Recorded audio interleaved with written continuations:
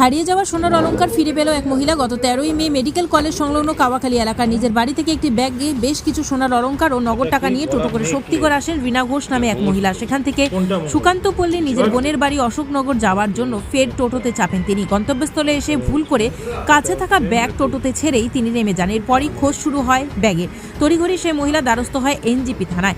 NJP থানার police CCTV ক্যামেরার সূত্র ধরে খোঁজ শুরু করতেই মেলে সাফল্য। খোঁজ মেলে সে টোটোর এবং টোটো চালকের কাছ থেকে মেলে সেই হারিয়ে যাওয়া সোনার অলংকার।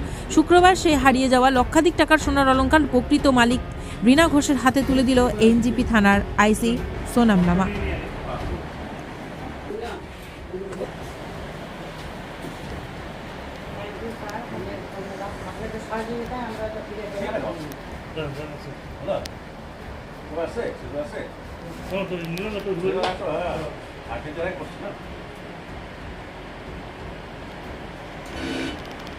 ঠিক আছে, এবার সাথে থাকে।